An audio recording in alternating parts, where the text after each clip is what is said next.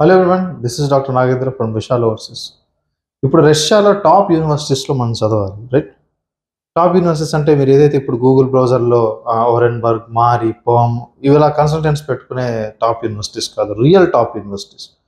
అలాంటివి మీకు ఎక్కడ దొరుకుతాయి అంటే మాస్కో, సెయింట్ పీటర్స్బర్గ్, కజాన్లో దొరుకుతాయి.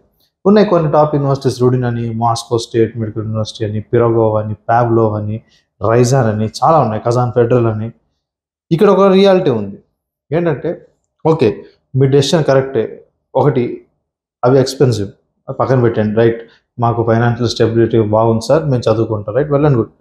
కాకపోతే ఒకటి గుర్తుంచుకోండి, అక్కడ టాప్ యూనివర్సిటీస్ ఎలా నడుస్తాయి, ఇక్కడ మనం పెరిగిన ఎన్విరాన్మెంట్ ఏంటి, ఆ రెండు కంపేర్ చేసి చెప్తాను నేను.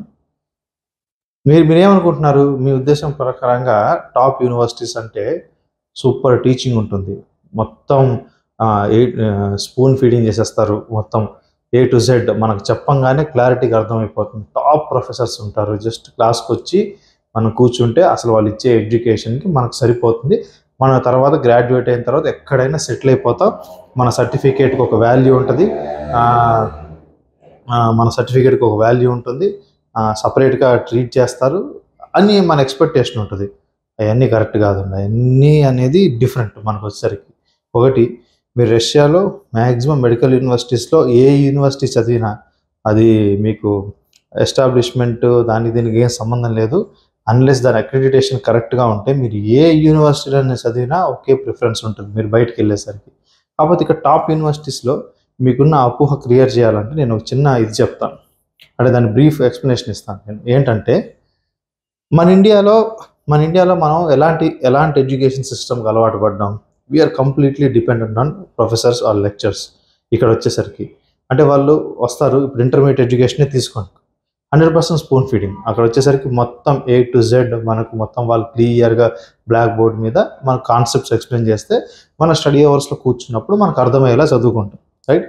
ఇలా మనం అలవాటు పడ్డాం, మన లెక్చర్ సిస్టమ్కి, టీచింగ్ సిస్టమ్కి మనం అలవాటు పడ్డాం. ఎక్కువ శాతం మనం ఇన్పుట్ వచ్చేసరికి మనం ఎక్స్పెక్ట్ చేస్తాం, అక్కడ ఎవరైతే టీచర్ ఉన్నారో, లెక్చర్ ఉన్నారో, ప్రొఫెసర్ ఎవరైతే వాళ్ళు.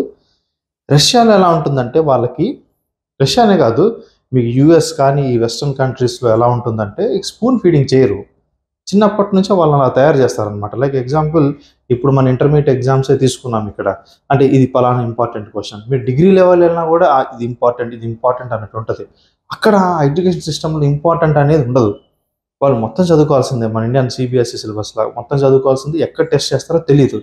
సో ముందు నుంచే ఆ పర్సనాలిటీకి మనం అలవాటు పడి ఉండాలి. ఇప్పుడు ఏమవుతుంది, మనం మెడికల్ యూనివర్సిటీస్కి వెళ్ళినప్పుడు అక్కడ, ఇప్పుడు ఉదాహరణ కజాన్ ఫెడరల్ యూనివర్సిటీ ఉంది, టాప్ యూనివర్సిటీ, దాని ఇమేజ్ అంతా, దాని ర్యాంకింగ్ అంతా టాప్ యూనివర్సిటీ, అది ఇదని చాలామంది అట్రాక్ట్ అవుతూ ఉంటారు. కానీ కజాన్ ఫెడరల్లో ఒక 40 మంది, ఒక 40 స్టూడెంట్స్ ఎన్రోల్ అయితే 6 years అయిపోయేసరికి 25 స్టూడెంట్స్ బయటకు వస్తారు, మిగతా 15 సప్లిమెంటల్ రాయటమో, నెక్స్ట్ మళ్ళీ ఒక ఇయర్ ఆగిపోవటమో, యూనివర్సిటీ నుంచి ఎక్స్పెల్ అవ్వటమో అలా జరుగుతుంది. ఏంటి రీజను? అదేంటి టాప్ యూనివర్సిటీస్కి వెళ్ళి ఇలా ఎందుకు అవుతుంది అంటే, ఫస్ట్ మీరు వాళ్ళ లోకల్, ప్రతి రష్యన్ యూనివర్సిటీలో ఒక లోకల్ మీడియం ఉంటుంది, ఒక ఇంగ్లీష్ మీడియం ఉంటుంది. లోకల్ మీడియంలో ఏంటంటే వాళ్ళకి దానికి తగ్గట్టు ఎంట్రన్స్ ఎగ్జామినేషన్స్ ఉంటాయి, టఫ్ ఉంటాయి, అప్పుడు వాళ్ళు దానికి తట్టుకునే క్యాండిడేట్లే వస్తారు అక్కడికి. మనకి ఇంగ్లీష్ మీడియంలో పోటీ లేదు, అందుకే మనం ఏంటంటే అక్కడ అడ్మిషన్ ఈజీ మనకు రావటం మామూలుగా. సో ఇప్పుడు ఏమవుతుందంటే, దానివల్ల నేను మిమ్మల్ని ఏమి అవమానించట్లేదు, మీ స్టాండర్డ్ ఇది అని. నేనేమంటున్నానంటే, మనం ఆ సిస్టమ్కి అలవాటు పడటానికి కొంత టైం పడుతుంది. ఆ టైం ఏంటంటే, ఇప్పుడు ఫస్ట్ ఇయర్ మీరు వచ్చారు, వాళ్ళ ఎడ్యుకేషన్ సిస్టమ్ ఎలా ఉంటుందంటే టాప్ యూనివర్సిటీస్లో, రేపు క్లాస్ అనుకోండి, ఈరోజు మిమ్మల్ని చదువుకొని రమ్మంటారు. ఏంటి, ప్రొఫెసర్ క్లాస్ చెప్పక ముందే మీరు ఆ టాపిక్ చదువుకొని రావాలి, మీకు నెక్స్ట్ రోజు క్వశ్చన్స్ కూడా అడిగే ఛాన్స్ ఉంది. అదేంటి, మాకు అసలు చెప్పకుండా ఎలా క్వశ్చన్స్ పెడతారంటే అట్లే ఉంటుంది సిస్టమ్ అక్కడ. నెక్స్ట్ రోజు మీరు వచ్చేసి అప్పుడు ఆ క్వశ్చన్స్కి ఆన్సర్ చేసిన తర్వాత, ఓకే వీళ్ళకి ఎంత అర్థమైంది అనే దాన్ని బట్టి మళ్ళీ లెక్చర్ ఉంటుంది, మళ్ళీ వాళ్ళు చెప్తారు, మళ్ళీ చెప్పిన తర్వాత దాని మీద మళ్ళీ నెక్స్ట్ రోజు మళ్ళీ దాని మీద ఎగ్జామ్ ఉండటం, లేకపోతే క్వశ్చన్స్ అడగటం అలా జరుగుతుంది. రెండోది ప్రజెంటేషన్స్, ఓకే ఫ్రీక్వెంట్ ప్రజెంటేషన్స్ ఉంటాయి, ఈ టాపిక్ మీద చేయాలి, ఈ టాపిక్ మీద ఇది ప్రజెంట్ చేయాలని చెప్పేసి, అది చాలా స్ట్రిక్ట్గా చూస్తారు ప్రజెంటేషన్.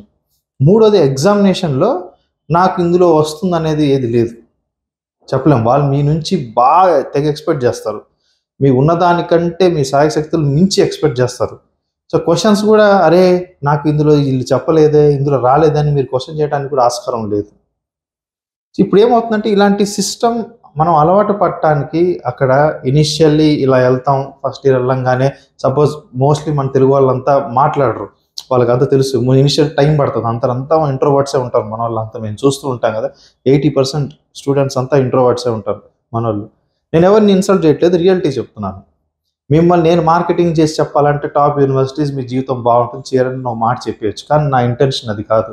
నా ఇంటెన్షన్ ఏంటంటే మనం ఇక్కడ ఏం జరుగుతుందంటే అక్కడికి వెళ్ళిన తర్వాత ఫస్ట్ ఇయర్ అంత ఆ రకమైన ఎడ్యుకేషన్ తట్టుకోలేక, వీళ్ళ పర్సనాలిటీ వీళ్ళు ఎలివేట్ చేయలేక, ఒక్కొక్కరు ఒక స్టైల్ ఉంటుంది. ఇప్పుడు కొంతమంది ఏంటంటే రిజర్వ్గా ఉండడానికి ఇష్టపడతారు, కొంతమందికి సెల్ఫ్ స్టడీ ఇష్టం, కొంతమందికి ఒక స్పేస్ కావాలి, రకరకాల మైండ్ సెట్ ఉంటుంది. కానీ అక్కడ ఆ మైండ్ సెట్ ఏం పనిచేయదన్నమాట. టాప్ యూనివర్సిటీస్లో వాళ్ళ మైండ్ సెట్ తగ్గట్టు మీ అందరూ తయారవ్వాలి. సో ఇప్పుడు ఏమవుతుంది, ఆ ఎగ్జామినేషన్ సిస్టమ్ తట్టుకోలేక పొరపాటును ఫెయిల్ అయ్యామనుకో, నీకు డిప్రెషన్ వచ్చేస్తుంది. అరే నేను అనవసరంగా వచ్చాను రష్యాకి, ఇండియా వెళ్ళిపోదాం అన్న మూమెంట్ వచ్చేస్తుంది. ఆ ఇండియా వెళ్ళిపోదాం అని ఒక పొరపాటుని కనుక మీ ఇల్లు గుర్తొచ్చిందా, ఇనిషియల్లీ మీ పేరెంట్స్ కట్టిన ఈ కన్సల్టెన్సీ ఫీజులు, ఫ్లైట్ ఛార్జీలు, ట్యూషన్ ఫీజులు అంతా నేలపాలు, వృధా, కంప్లీట్లీ వేస్ట్ ఆఫ్ మనీ. అది నేను అంటుంది.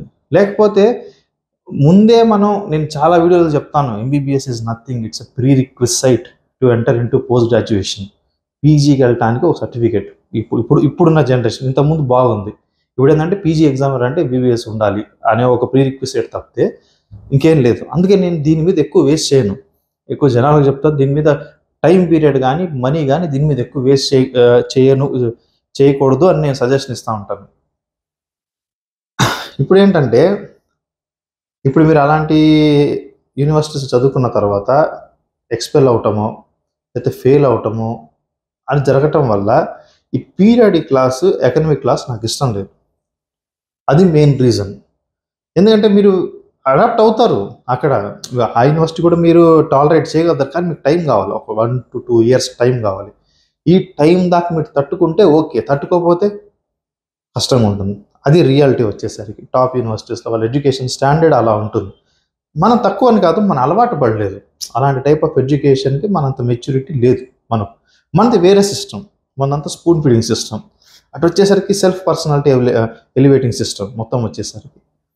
అదే మీరు రష్యాలో టాప్ యూనివర్సిటీస్లో జాయిన్ అవుతామంటే ఈ దృష్టిలో పెట్టుకోండి, మీరు వాళ్ళ టీచింగ్ మీద డిపెండ్ అవ్వకూడదు. మీ డౌట్స్ క్లారిఫై చేసుకోవాలి. 80% రిజల్ట్ వచ్చేసరికి మీ నుంచే వస్తుంది టాప్ యూనివర్సిటీస్లో. సో అవుట్పుట్ అంతా మీ బట్టే ఉంటుంది, వాళ్ళ నుంచి ఎక్కువ ఇన్పుట్ ఎక్స్పెక్ట్ చేయకూడదు వాళ్ళ నుంచి. Okay, so this is the reality. అందుకే మీరు టాప్ యూనివర్సిటీలో జాయిన్ అయ్యేటప్పుడు ఒక 2 సార్లు మీరు టెస్ట్ చేసుకోండి, ఇది నేను హ్యాండిల్ చేయగలుగుతానా, అరే నా పర్సనాలిటీ ఇది కాదు కదా, నాకు 10-15 మందిలో నన్ను క్వశ్చన్ అడిగితే నేను చెప్పగలుగుతానా. మంచిదే, అది మీకు వస్తుంది. మీకు ఏ రష్యన్ యూనివర్సిటీలో చేరినా ఒక 2-3 years వస్తుంది. కానీ ఇక్కడ ఫస్ట్ నుంచే ఉండాలంటే అడాప్టేషన్ టైం మనకు సరిపోదు.